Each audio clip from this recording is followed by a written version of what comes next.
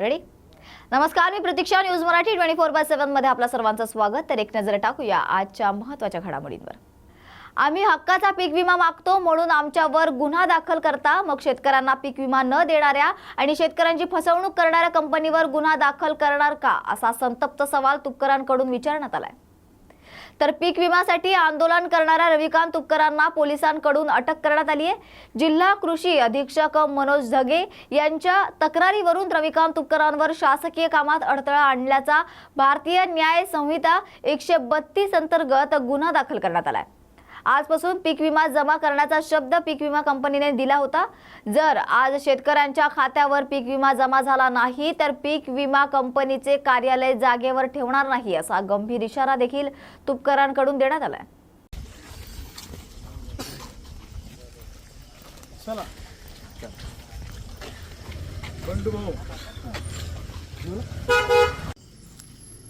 गेल्या वर्षभरापासून मागच्या वर्षीच्या हक्काच्या पीक विम्यासाठी आम्ही सातत्यानं सगळे शेतकरी आंदोलन करतो आहे. फक्त पीक विमा कंपनी आम्हाला शब्द देते, कृषी विभाग शब्द देतो, परंतु तो पाळत नाही. गेली 9 महिने झाले या ARC पीक विमा कंपनीनं बुलढाणा जिल्ह्यासह महाराष्ट्रातल्या अनेक शेतकऱ्यांचे पैसे थकवलेले आहेत. खरीपाचे काही पैसे टाकले, परंतु रब्बीचे पैसे त्यांनी टाकले नाही. म्हणून त्या कंपनीवर कारवाई करा अशी आमची मागणी आहे. आम्ही आंदोलन करून करून वैतागलो, आमचा संयम संपला. पण आज सकाळी मी गादी घेतली, उशी घेतली, बॅग भरली आणि कृषी अधीक्षकाच्या कार्यालयात मुक्कामाला गेलो. दिवसभर रात्रीपर्यंत मुक्काम आम्ही तिथेच थांबलो आणि दिवसभर त्या अधिकाऱ्यांबरोबर चर्चा झाली. परंतु सरकारच्या इशाऱ्यावर बुलढाणा पोलिसांनी आम्हाला जोर जबरदस्तीने SRPचे दंगाकाबू पथक आणून जोर जबरदस्तीने अटक केलं. माझ्यावर सरकारी कामात अडथळा आणल्याचा नॉन बेलेबल गुन्हा त्या ठिकाणी दाखल केला आणि आत्ता रात्री 12 वाजता बुलढाणा पोलिसांनी मला समजपत्र देऊन तात्पुरत्या जामिनावर त्या ठिकाणी माझी मुक्तता केली. परंतु आणि आतमध्ये चर्चा होताना त्यांनी असं सांगितलं की उद्यापासून हे सगळे विम्याचे पैसे पडायला सुरू होतील. मी आपल्या माध्यमातून सरकारला सांगू इच्छितो की उद्या दिवसभरापर्यंत आम्ही थांबू. उद्या दिवसभरात जर का पैसे आले नाही तर उद्या संध्याकाळपासून संबंध बुलढाणा जिल्हा आणि महाराष्ट्रातला शेतकरी गावागावामध्ये कॅन्डल मार्च काढेल, गावागावामध्ये लोक प्रभात फेऱ्या काढतील आणि परवा दिवशीपासून जर झालं नाही मग मात्र एकाही कंपनीचं कार्यालय आम्ही महाराष्ट्रात ठिकाणावर ठेवणार नाही, असा निर्धार आम्ही सगळ्या शेतकऱ्यांनी आता केलेला आहे. मला अटक करून माझ्यावर खोटे गुन्हे दाखल करून आमच्या शेतकऱ्यांचा आवाज दाबण्याचा प्रयत्न सरकारने केला. आणि ज्या चोर ही विमा कंपनी आहे त्याच्यावर गुन्हे दाखल करायचे सोडून आमच्यावर गुन्हे दाखल करता. म्हणून या कंपनीच्या विरोधात सुद्धा आज बुलढाण्यातल्या 2 शेतकऱ्यांनी तक्रारी दिल्या आहेत. अनिल परोळ राहणार खुपगाव यांनी ARC कंपनीच्या विरोधात पोलीस स्टेशनला तक्रार दिली आणि पंजाबराव गडाख राहणार येळगाव हे शेतकरी येळगावचे यांनी सुद्धा या ARC कंपनीच्या विरोधात तक्रार दिली. सरकारमध्ये हिंमत आहे का?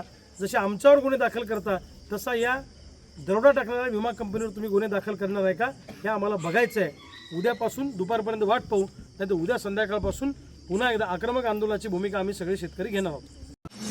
न्यूज मराठी 24/7, नवा भारत नवा विचार.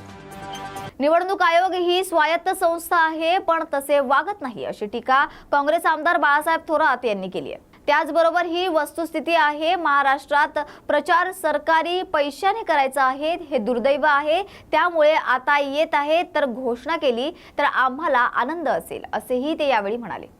आघाडी आहे आमची आणि महाविकास आघाडी म्हणून आम्ही एकमेकाच्या मित्रांना भेटण्या किंवा नेत्यांना भेटण्याकरता आम्ही जातच असतो. त्यामुळं विशेष काही नाही. ते स्वतः खासदार आहेत संजय राऊत, ते जाऊ शकतात, बोलू शकतात, भेटू शकतात, काही प्रश्न असले तर मांडू शकतात, त्यांच्याकडून काही निर्णय प्रक्रियेमध्ये मार्गदर्शन घेऊ शकतात. काही अडचण नाही, एवढं तर चालणारच.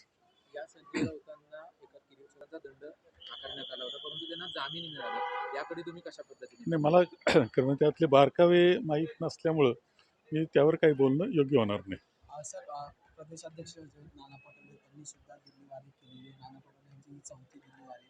काँग्रेसमध्ये जागा वाटपाचा एक लक्षात घेतलं पाहिजे का राष्ट्रीय पक्ष आहेत, आमची नेते मंडळी दिल्लीमध्ये असतात आणि अध्यक्षांना सातत्यानं दिल्लीशी संपर्क ठेवावा लागतो, मार्गदर्शन घ्यावं लागतं. ही कायमची पद्धत आहे. म्हणजे मी अध्यक्ष होतो, मला दिल्लीवारी करावं लागत असायची. त्याचा आणि बाकी राजकारणाचा असा फार संबंध असतो असं नाही.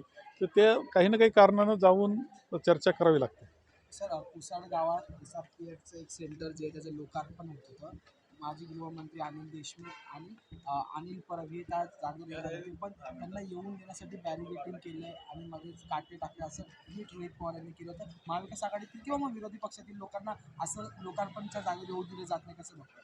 नाही, हे तर अत्यंत चुकीचं आहे. आणि मी पाहिलं आहे की विशेषतः भारतीय जनता पक्षाचे ज्यावेळेस नेते येतात देश पातळीवरील किंवा हे, त्यावेळेस तर अति काळजी घेतात. म्हणजे विरोधी पक्षाच्या लोकांपुढं पोलीस बसून ठेवतात, असं आम्हाला खरं हे काही लोकशाहीला अभिप्रेत नसतं.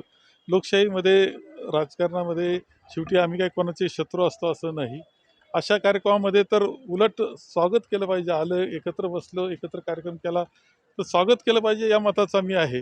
परंतु ती वृत्ती भारतीय जनता पक्षाची किंवा महायुतीची नाही, ही वस्तुस्थिती आहे. अनेक अनुभव त्या बाबतीतले आहेत. मोदीजींचा देखील आज दौरा होता. पुण्यामध्ये मेट्रोचं उद्घाटन होणार होतं, परंतु पुण्यामध्ये सभा घेण्याच्या ठिकाणी चिखल झाला. मोठ्या प्रमाणात चिखलाचं साम्राज्य होतं म्हणून दौराच रद्द केला आणि मेट्रोचं देखील उद्घाटन रद्द केलं. दौरे करतायत, कारण काही असू. परंतु लोकसभेला भरपूर दौरे माननीय पंतप्रधानांचे झाले.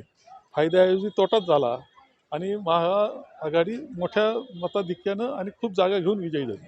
तुमचे तुमचेच आमदार दोन महत्वाचे प्रश्न. तुमचेच आमदार म्हणतात धंगेकर की उद्या आम्ही लोकार्पण मेट्रोचं करून टाकू, कारण की एवढा वेळ का पुणेकरांना वाट पाहू? मेट्रो सज्ज आहे धावण्यासाठी. नाही, धंगेकर अत्यंत योग्य बोलतायत.